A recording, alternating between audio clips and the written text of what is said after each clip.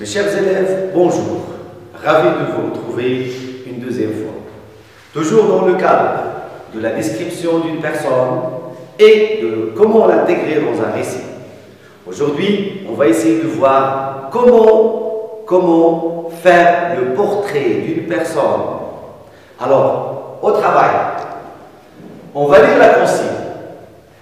En arrivant à la place Jamelfna, un charmeur de serpent a attiré votre attention. Essayez de faire le portrait de cette personne dans 5 à 8 lignes.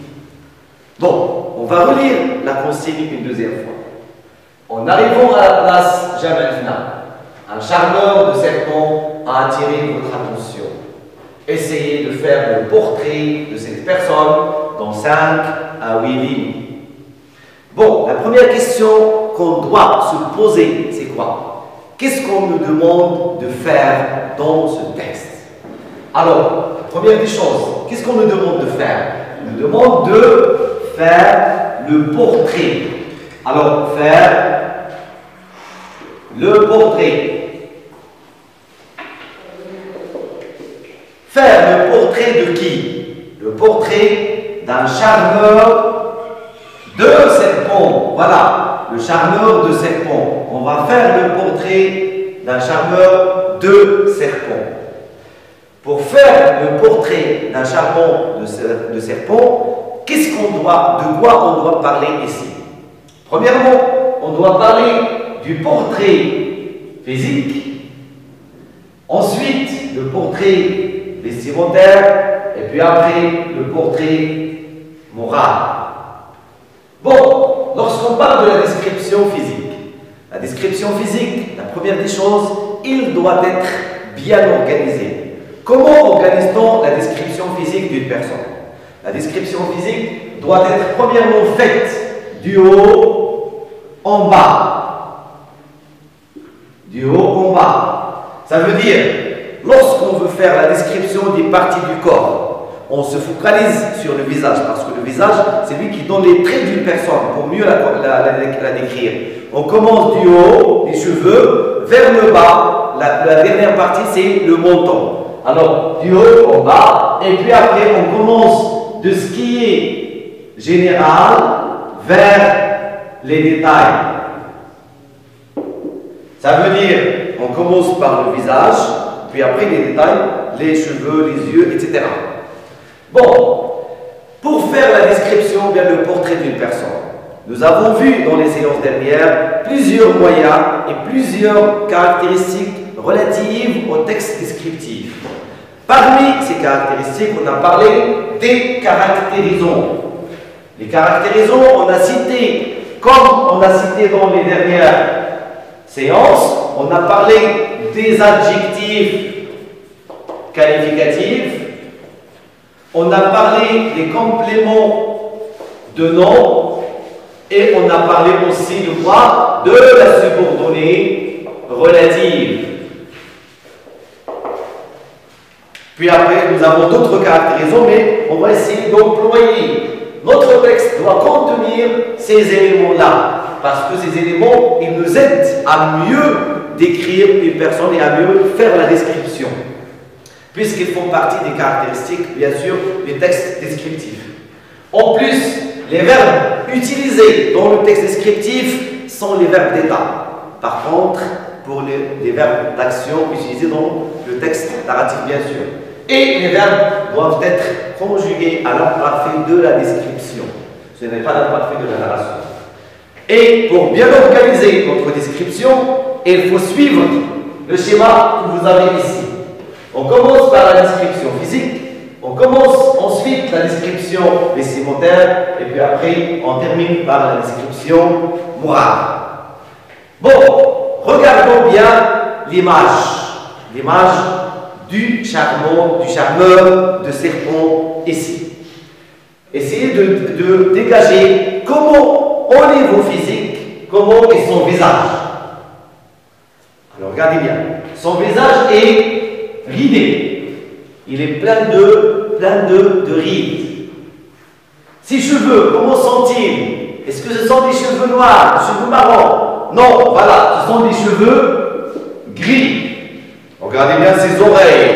Elles sont écartées comme quoi? Comme des radars. Voilà, les cheveux comme des radars. Son nez, il est droit.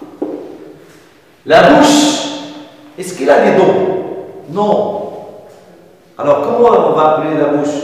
Est-ce qu'il est denté? Non, il est édenté. C'est une bouche édentée. Pourquoi il est édenté? C'est un vieil homme. Voilà, c'est un vieil homme. Les joues sont maigres. C'est un homme maigre. Voilà. Regardez bien toujours l'image. Le côté vestimentaire, qu'est-ce qu'il porte comme vêtement? Sa tête. Il est enveloppé dans quoi? Voilà, dans un turban. Comment est ce turban? Il est blanc. Turban blanc. Une camisole, il porte une camisole qui est sortie d'un djellaba bleu. Il portait un djellaba bleu et de ce djellaba sortait une camisole. Regardez bien ses pieds. Qu'est-ce qu'il porte dans les pieds? Alors ses pieds sont chaussés de quoi? De babouches jaunes. Et est-ce qu'ils sont propres? Non, elles sont poussiéreuses. Ces babouches sont poussiéreuses. Maintenant, qu'est-ce que vous remarquez au niveau de son comportement, de son caractère? Comment il est? Ce monsieur-là, ce charmeur de serpents, l'ami des serpents, si vous voulez, entre parenthèses. Alors, il est vigilant. C'est quoi vigilant? Toujours, il est prudent. Il est prudent. Il est actif. Ça fait quoi actif? Il bougeait dans tous les sens. Il ne s'arrêtait pas. Il n'est pas stable. Il n'est pas fixé dans un coin. Il est bavard. Il parle beaucoup. Pourquoi? Il s'agit d'une halqa. Alors, dans la halqa, il faut toujours parler pour attirer l'attention des gens. Voilà. Ensuite, il est souriant et sourit aux gens qui viennent pour le regarder et pour admirer son spectacle. Et finalement, il est toujours attentif. Il est attentif. Voilà. Maintenant, je vais vous laisser un peu de temps pour utiliser ce que nous avons dégagé ici à partir de l'image dans un texte. Bien sûr, commencez dans votre texte par une introduction narrative, par la narration, puis après, vous faites la description physique, vestimentaire et morale de la personne, en utilisant bien sûr ce que vous avez ici, ce qu'on vient de dégager de notre consigne. Je vous accorde environ 10 minutes pour préparer votre texte. Bon, on va voir maintenant, avant de voir vos productions, on a parlé de quoi? On a parlé de l'organisation de la description. Maintenant, vérifiez que votre texte est bien organisé, votre description est bien organisée. Vous avez commencé par la description physique, vestimentaire et enfin, une petite description morale de notre charmeur de serpent à Jabal Fna.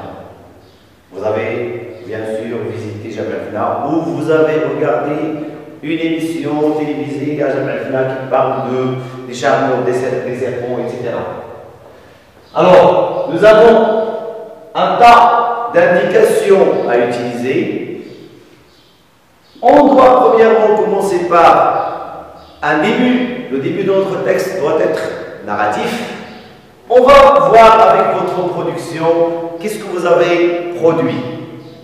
Alors, nous arrivons à la place Jabal Fna. Comme vous remarquez, c'est une présentation narrative. L'ambiance était splendide. Nous aperçûmes un charmeur de serpent qui attira notre attention. Vous voyez, les verbes arrivâmes, aperçûmes et attira. Des verbes qui sont conjugués au passé simple. Il s'agit de la narration ici. Ensuite, on va entrer, on va se plonger dans la description directement. C'était un homme. Alors, notre charmeur, bien sûr, c'est un homme. C'était un homme dans les cinquantaines. Alors, il est un peu entre la jeunesse et la vieillesse.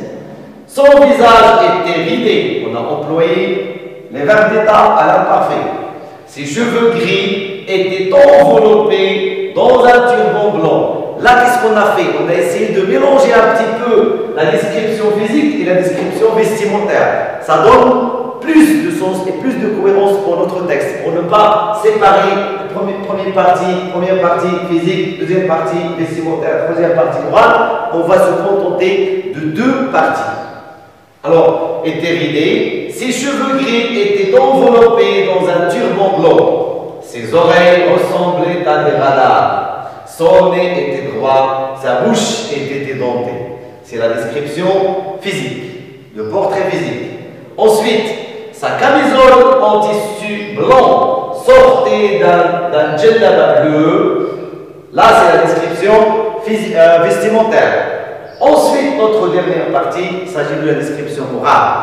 Menacé par le danger. Pourquoi il est menacé par le danger? C'est un charmeur de serpents.